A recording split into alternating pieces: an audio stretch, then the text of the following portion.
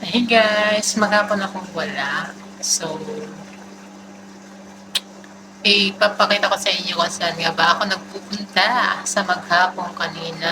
Ay wala akong update ngayong maghapon. Let's start. So, ayun guys, pumunta kami dito sa t-shirt to na masyal. At dito na rin kami nag-lunch. Pagkatapos namin mag-lunch, nagpunta kami dun sa car racing.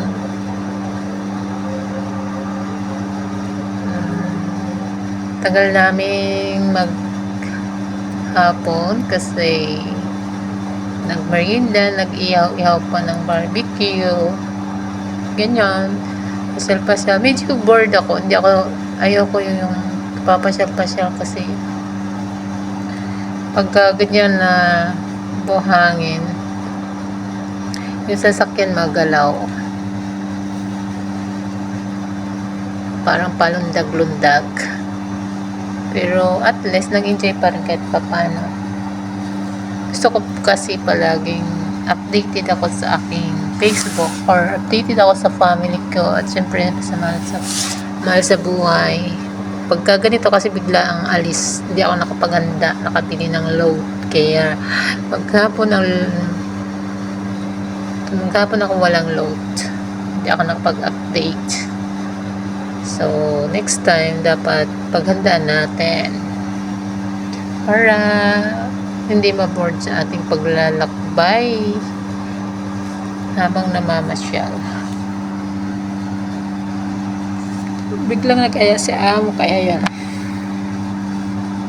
Ito nga po pala ay nasa probinsya ng Oman, sa Bedia, sa likod lang bahay ng amo ko. So, dyan lang, ikot ka lang, tapos makita mo na yan yung t-shirt to.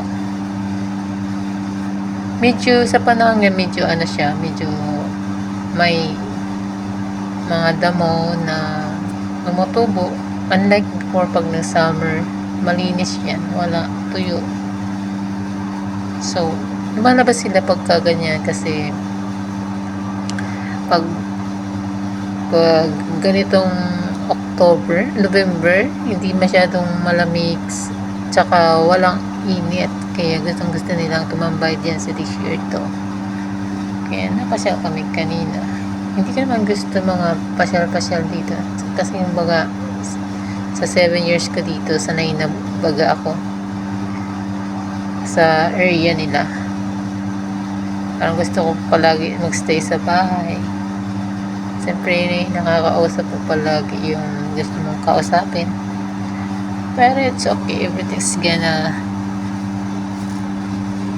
alright. Nahinto kami dito kasi naghanap kami ng place na pwedeng lagyan ng aming yung mga pagkain, pwede mag-ihaw dyan sa may puno. Pero napunta kami sa isang parang bahay kupo na safe yan, maganda. Hindi ko na videohan kasi nahiya ako sa bus ko pag andyan sila. Yung pinagpahingahan namin kanina at kung saan kami na kumain. Order na rin kami sa restaurant bago napunta dyan. Masarap din naman ang kainan kasi pagka ganitong place, masarap kumain ng kanin. At nag-enjoy rin kahit papaano.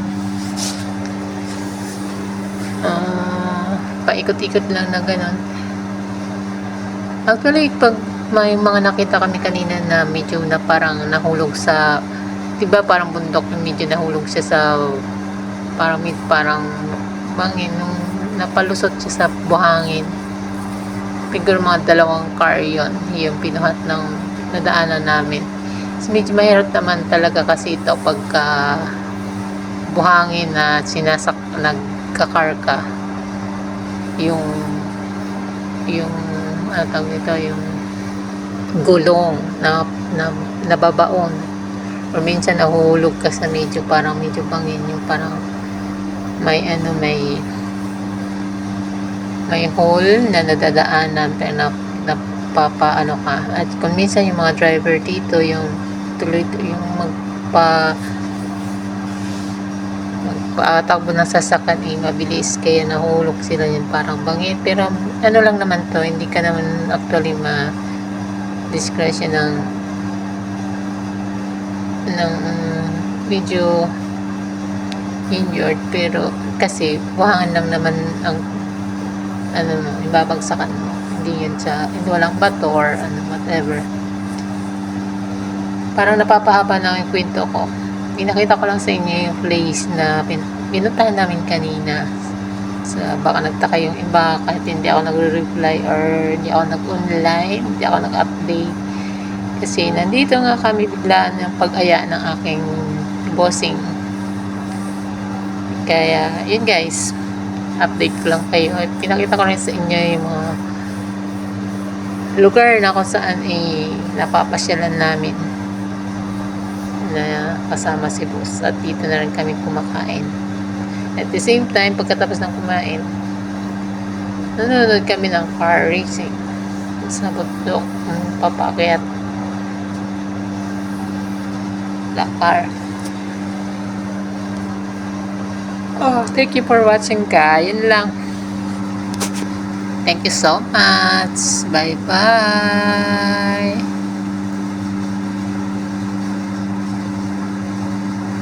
Medyo napahaba wala yung video ko.